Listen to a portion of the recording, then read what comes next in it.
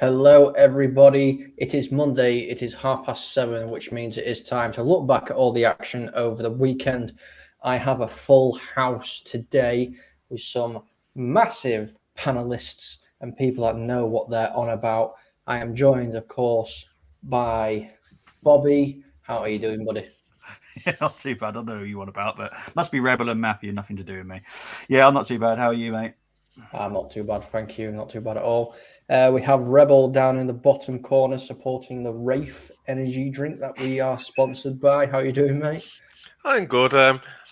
Interesting to see that Bobby's in a short of a club that recently got told they will not be allowed to make any transfers in the next season. But we'll say nothing about that, Bobo.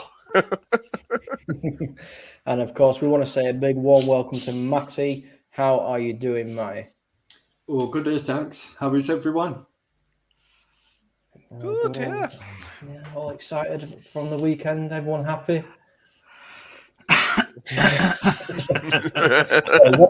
One of us is happy. One of us is happy. But before we do that, I'm just going to get into the housekeeping. You all know where it's going. We've gone on about it long enough. I'm not going to go through all the spiel, but we are sponsored by Rafe Esports Energy. Now, Rebel is down there just showing you it as well. We have the code FTSN22 or that QR code, and it does give you 10% off, and they ship worldwide. So please do consider buying some. It's really good stuff. Myself and Rebel can vouch for that. Yes, indeed. Gamer Batwater, by the way. Rebel's obsessed with the stuff. He's got about 17 tubs. Just say hello to a few people. Ross, how are you doing, buddy? Ross will be on the show tomorrow. Silver One, good evening, gents. And Silver One going to change his name to the Golden One once Arsenal lift the Premier League trophy.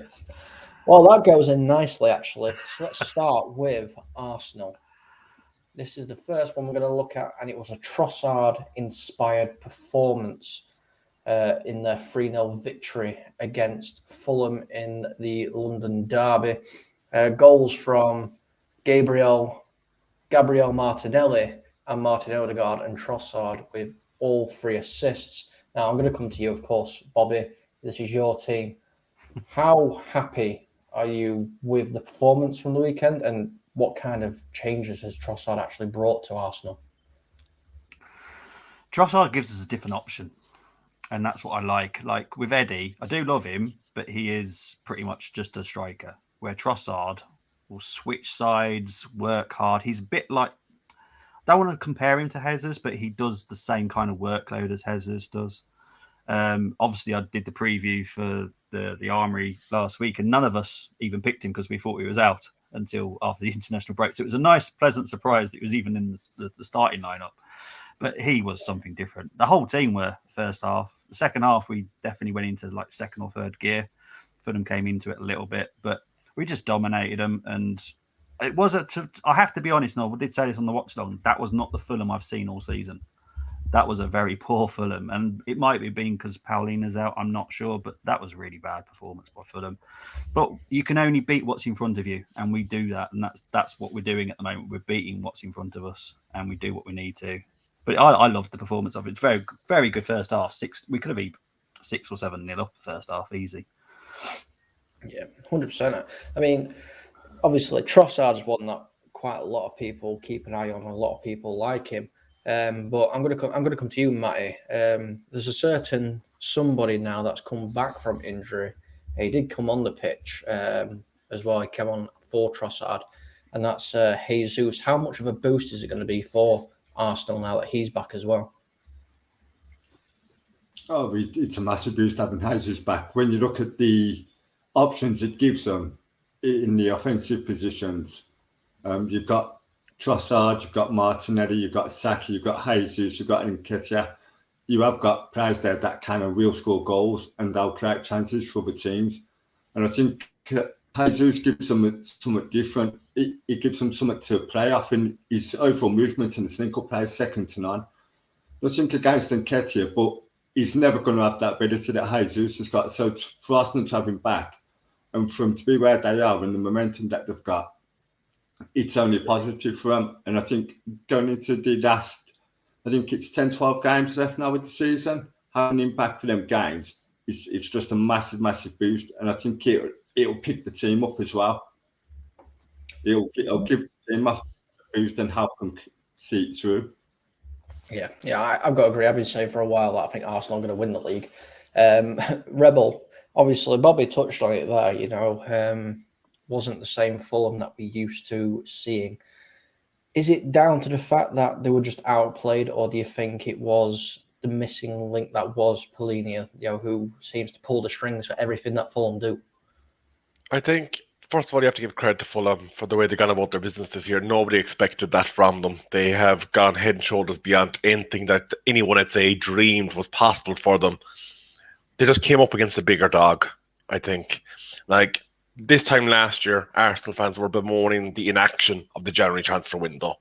And rightly so, because they had a great opportunity to get into Champions League football, and it didn't happen.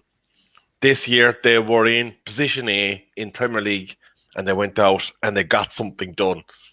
When plan A didn't work, they went to plan B, and they eventually got a man that fitted the system that they wanted in Trossard. And you have to say that in terms of, I suppose, form this season, they have been the most consistent team by far in Premier League. They've had very few games that they've dropped points. They've had very few games where you'd have said at any point that they look like losing that game. And like with Jesus coming back, that can only boost their home run. There's one team and one team only that's keeping them honest, and that's Manchester City. And I don't think any of the Armory boys are discounting the threat that's there, because when you do fall asleep, that's when the wolf does bite you in the keister. So it'll be eyes on all the way. And I'd imagine, Bobby, if you had to sacrifice the Europa League, that would easily be done. Interesting. Now, Bob, I think Bobby wants the Europa League as well, personally. But I mean, I'm just having a look at the table. Obviously, 27 games played for both Arsenal and City. Arsenal 5 points clear, and the goal difference is very, very close. We're seeing a different kind of animal from Arsenal this year compared to what we have been seeing. Now, this is obviously, I'm going to open this to everybody so everybody can have the little say. Yeah. Is this now Arsenal's to lose, or is this a case of City are just going to run rampant like they have been doing? In my humble opinion, I think Pep does like the Champions League. He's under pressure to win the Champions League. But they are very still unsure of what they want best in their tactical formation. I still don't think they've fully figured out how they're going to actually utilize Haaland and what players integrate best with him. I am scared of when they do figure that out. I will say, I think this is Arsenal's to lose. I look at I think the majority of fixtures that they've got left are more than winnable for them. I think the only game they have to sit and worry about, really, it'd probably be the Man City game. Apart from that, I think every other game they've got is winnable for them, more than winnable. And when you look at the momentum in the squad and where the squad is, it seems to be everything's going their way. And you have to question Man City's focus. Are they focused on getting the league, or are they focused now on trying to win the Champions League? For me, I think Man City's focused on trying to win the Champions League rather than the Premiership. They've done the Premiership. They've got nothing left to prove in the Premiership to anyone. But to be a great team, you've got to deliver a Champions League, and they've not done that yet. Also, I think with the signing of Haaland, they're still trying to adapt how to play, because before, when you have that false nine, he drops into midfield, he draws defenders out, creates gaps, creates space. You then get midfield runners going beyond him. With Haaland, he's not that kind of player. The defenders know who they're defending against. It makes it much easier for them to defend against Man City, because they know Haaland's the focal point, and predominantly everything's going to go up towards Haaland, and it's down to Haaland then to put it in the net. It's a lot easier for them to play against. So I still think they're trying to adapt to where they can still get the best out of Haaland, but also get the best out of players in and around him. So slight transitional phase. And for me, I think that'll cost them this season in the league. I think Arsenal will take it because of it. Bobby. You're looking forward to me answering this one. I want City to stay in the Champions League as long as possible because they will be focused on that. That is what they care about is that that competition. Arsenal are favourites, obviously, but City always finish strong.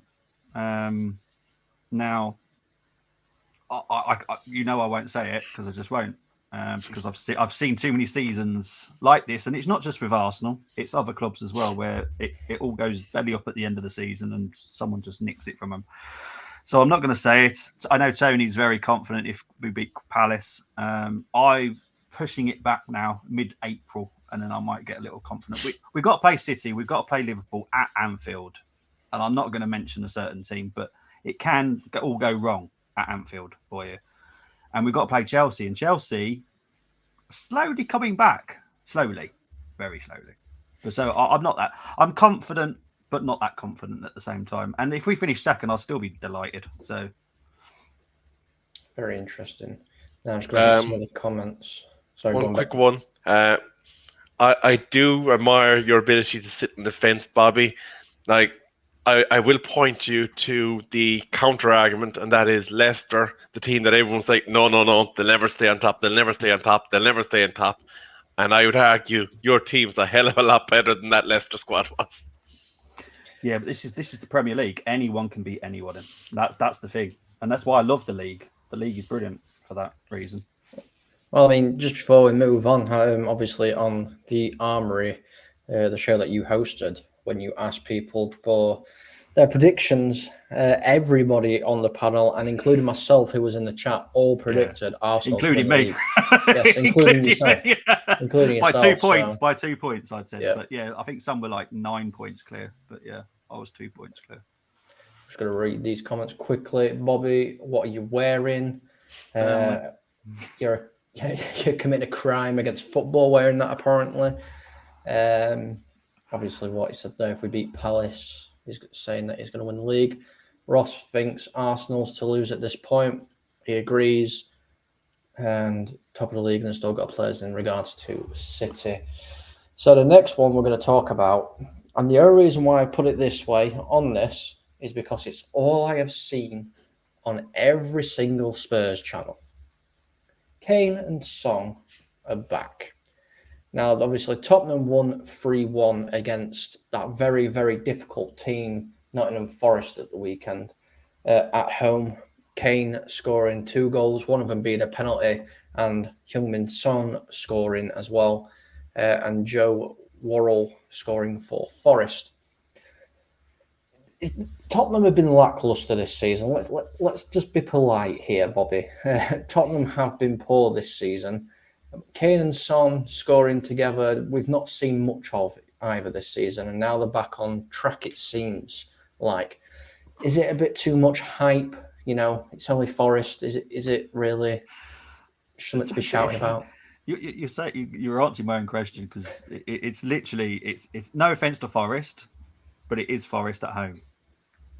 I just, you know, I've you know how many watch-alongs I do, and I do a lot of Tottenham ones, and they have a good 45 minutes in them. That's about it.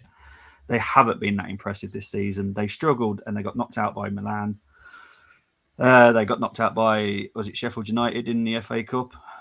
To be honest, if they finish fourth, that would be the luckiest fourth finish I think any club has ever done, because it will be down to other reasons, because they have been poor. And I've said this, and I'm always fair. I think the worst team I've ever watched on the watch along are Man City, but Tottenham aren't far behind. Interesting. Now, Matt, obviously Spurs are currently sat in fourth. Are they the outsiders to get fourth, do you think? Or do you see somebody like the Liverpool, Newcastle, Brighton, who are my pick to get fourth, for some strange and apparent reason? Do you see one of those teams nicking it off of them? I would possibly see one of Brighton or maybe nicking it. I look at Spurs, and you just says there, Kane and Son back. It's against Forest, and it's one game, and Spurs are just a project waiting to improve. I think Conte will be gone in the summer. I think there'll be another new coach brought in, another new halfway rebuild where there's players. Very little to be the coach's choice, and they'll just go through the motions. I look at Brighton, much better run footballing team, playing much better football, there's more cohesion there. And Chelsea, they seem to be getting a bit of momentum now. There seems to be something coming back with Chelsea from Potter's early days to where they are now. You can see that the wheels are turning, but they're turning slowly. I don't think Tottenham will get top four. I just a bit too much for them. I look at them and it's project implosion, and it's Spurs being Spurs. Let's face it, Spurs have got more bottles than a Coke factory.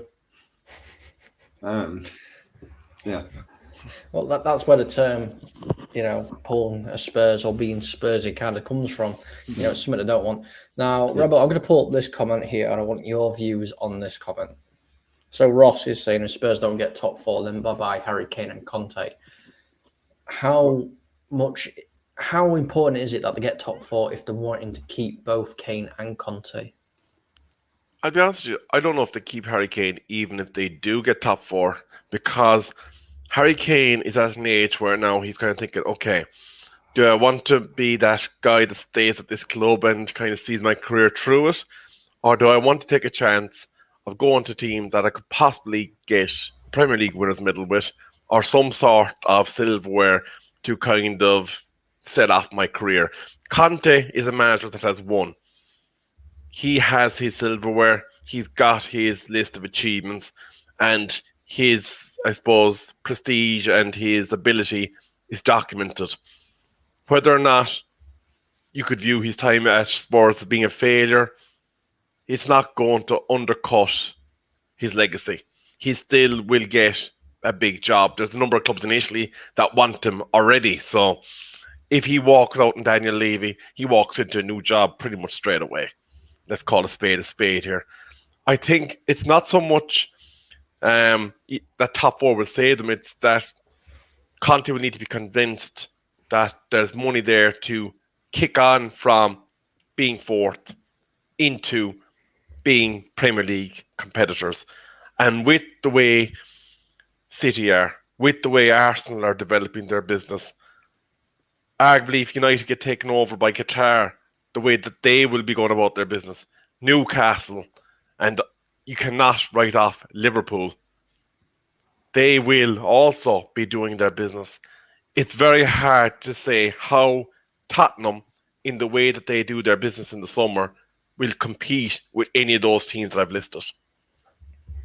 Yeah, it's very, very true. I mean, I'm going to stop talking about Spurs because I feel like we've neglected Forest in this little conversation that we're having here. Obviously, Forest currently sit 14th. They're still in the relegation battle. It's a very, very tight one at the bottom of the table.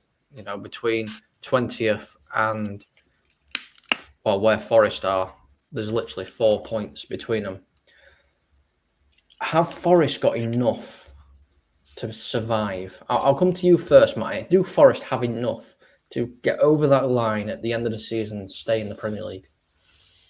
That's an interesting one because I don't know what their fixtures are compared to the teams in and around them.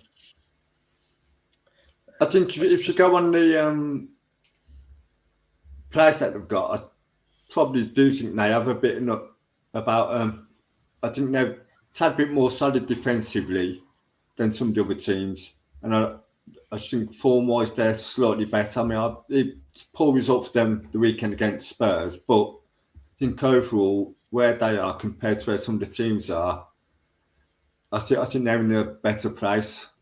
I think they will survive relegation, but it'll be by the thinnest of margins, maybe even a single point in it.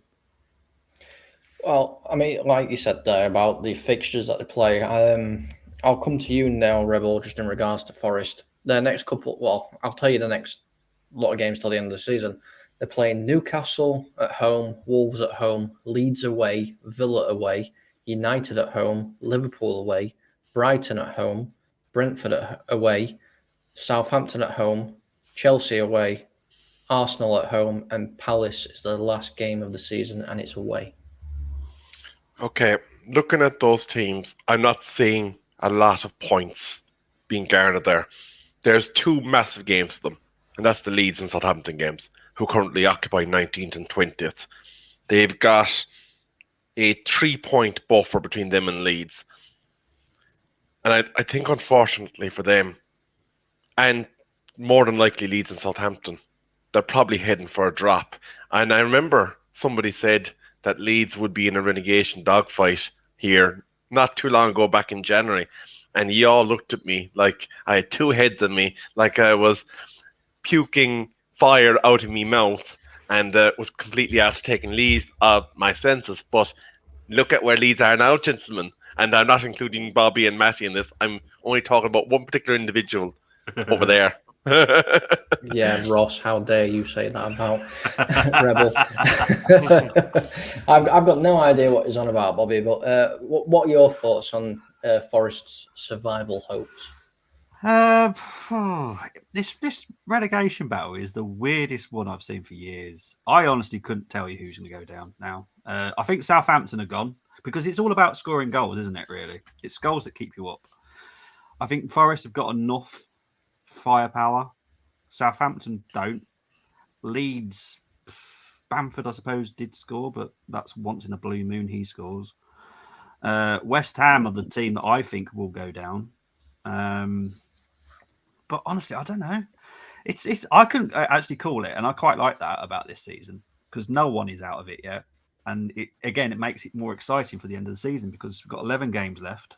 Some have got a few more, but it's 11 games, and no one knows who's going down. Now that makes all the fixtures interesting as well because they'll all be fighting for their lives, not just a couple or some of would just given up because they're mid-table now, like you do sometimes, don't you? When someone's like 12th and they know they're 12th, they just go, whatever.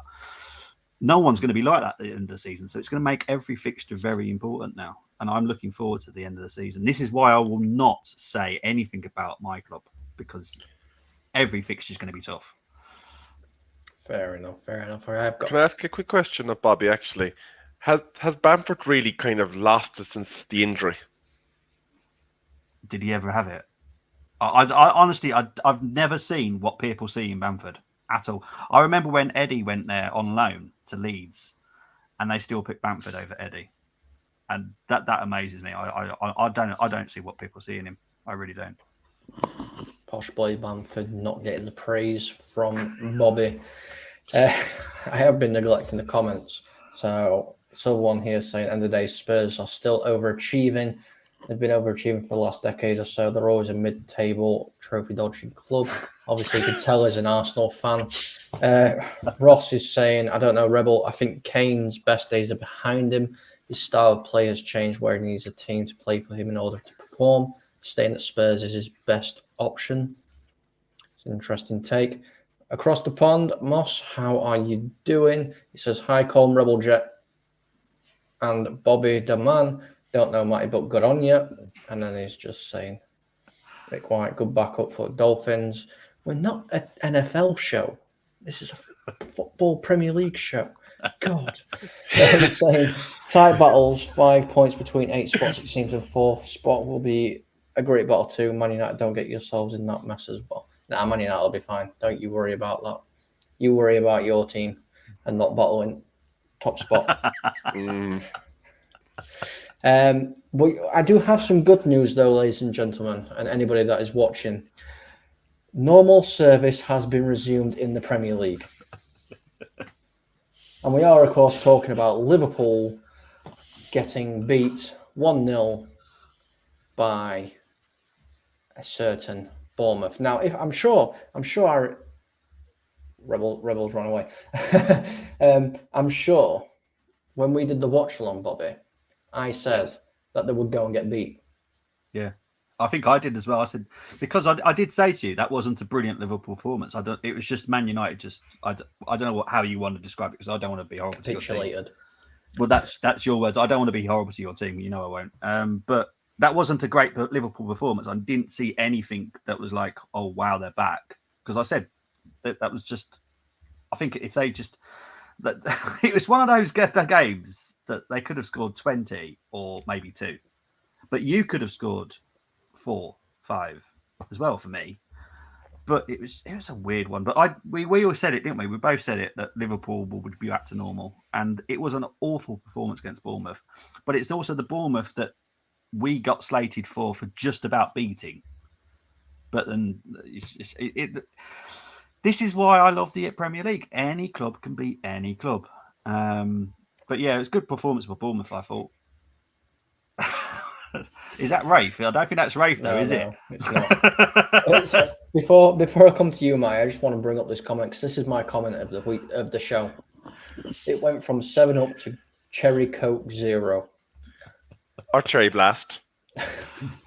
Cherry Blast, indeed. So, Matt, obviously Liverpool go back to usual, getting beaten. Philip Billing scoring the only goal in this game. Was it a lackluster performance from Liverpool, or was it just that, Bournemouth turned up and Liverpool couldn't handle it? I think it's a bit of both. I so watched the game, and Liverpool were just shocking all over the place. Defensively, Van Dijk was all over the place. The goal that they scored, the ball was played over the top. Van Dijk just lost flight of the ball. He lost his position, and the lad got him behind. You had nobody tracking Billing, making the run in. Very simple, easy, run into the box, get on the end of it, put it in the net 1-0. Offensively, Liverpool done nothing. They were just that. Liverpool were just at 6s and 7s all game, and there was nobody there to take charge of the team and to get any organisation going. And it just didn't turn up. And Bournemouth just wanted it more. They were more aggressive. They were more cohesive. They were more driven. They were more determined. And they were worthy winners in the game overall. Interesting. I mean, but Rebel, obviously, Bournemouth did stupidly well to even get the 3 points in the first place, after seeing them annihilate United the weekend before. Bournemouth fans must have been slightly concerned. I'm just looking at the stats here. So Bournemouth had 2 shots on target, 5 in total, compared to Liverpool's 6 and 15. So 6 on target and 15 in total. Obviously, Darwin, Andy Carroll, Nunes seem to be not hitting a cow's arse with a banjo.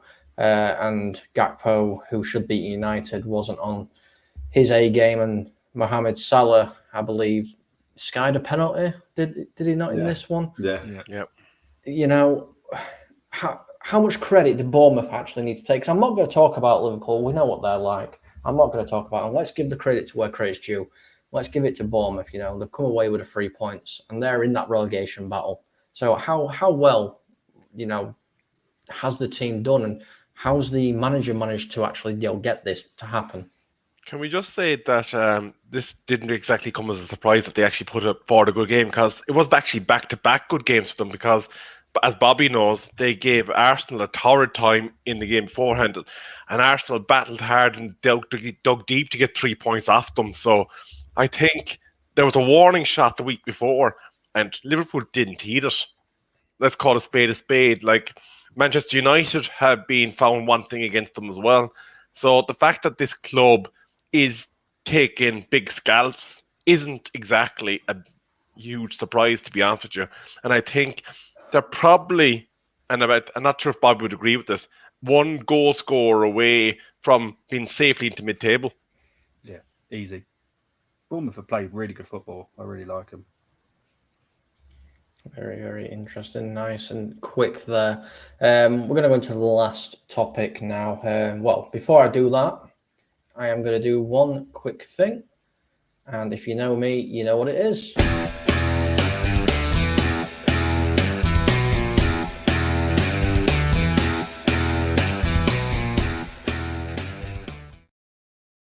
So before we do get into the final topic, I'm just going to give you all the scores from the weekend. So it was Bournemouth 1, Liverpool 0, Everton 1, Brentford 0, Leeds 2, Brighton and Hove Albion 2, Leicester 1, Chelsea 3, Tottenham 3, Nottingham Forest 1, Crystal Palace 0, Manchester City 1, Fulham 0, Arsenal 3, Manchester United 0, Southampton 0, West Ham United 1, Aston Villa 1, Newcastle United 2, Wolverhampton Wanderers 1.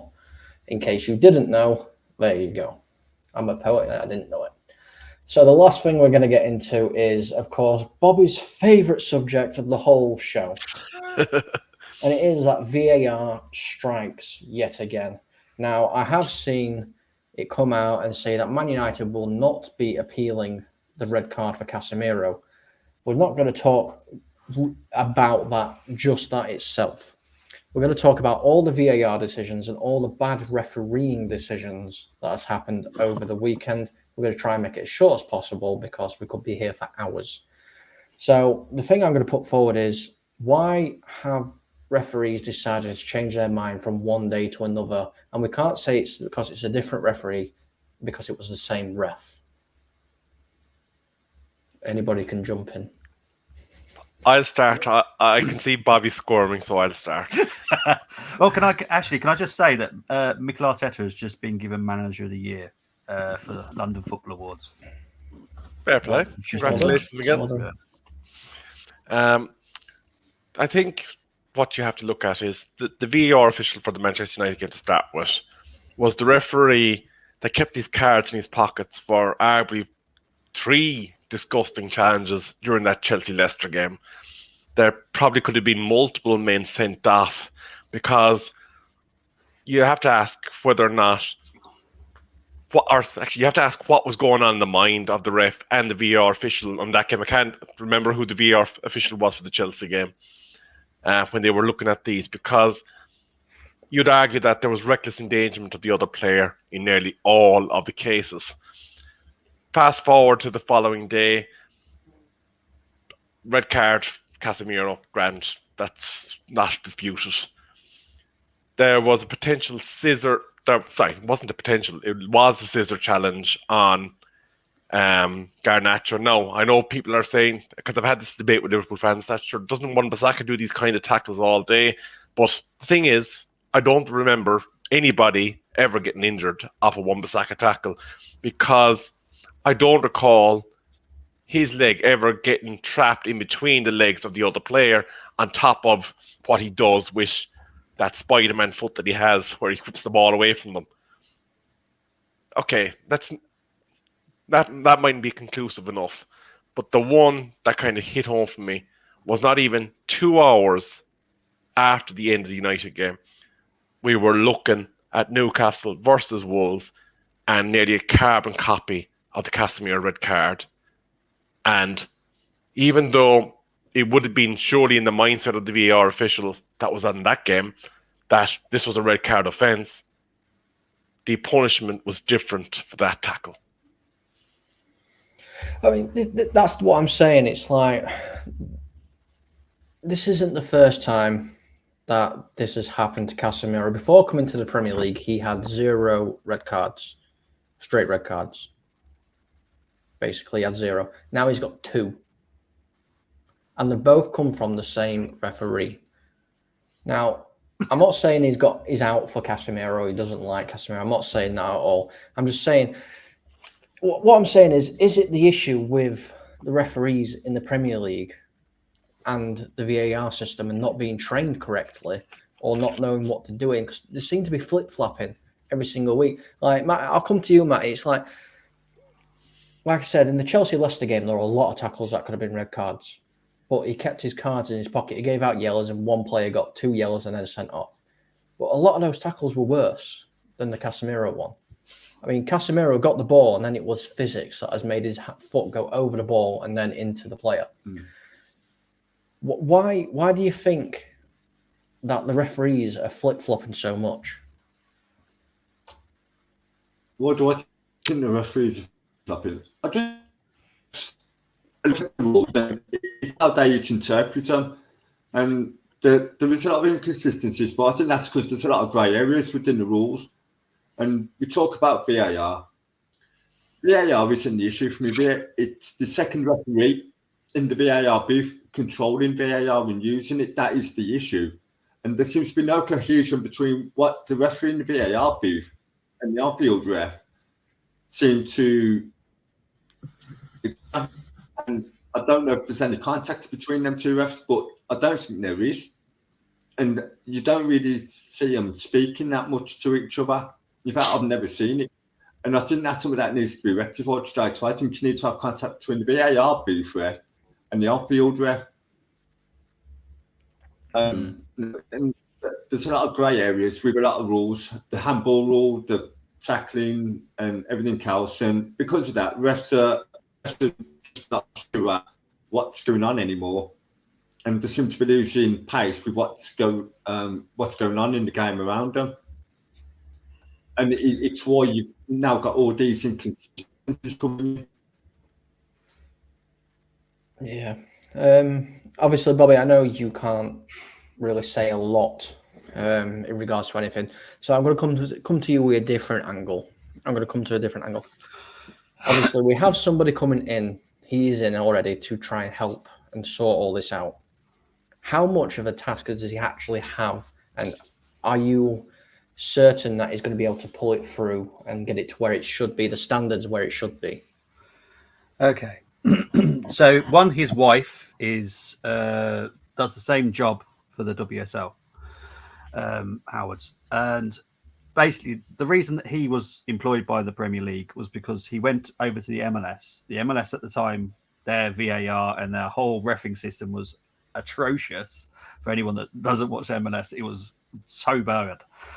Howard went over there, sorted that out. It did take a while, but then it was immaculate. The VAR decisions were just, I'd say 99% spot on.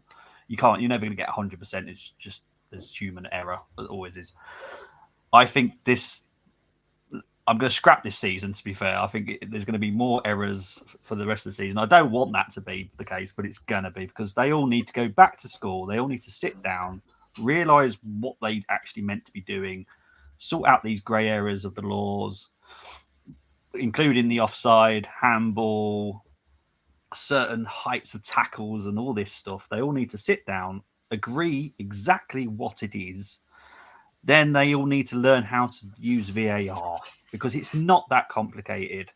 It is a system that all four of us could use right now. It is so easy to use, and they are making a pig's ear of it.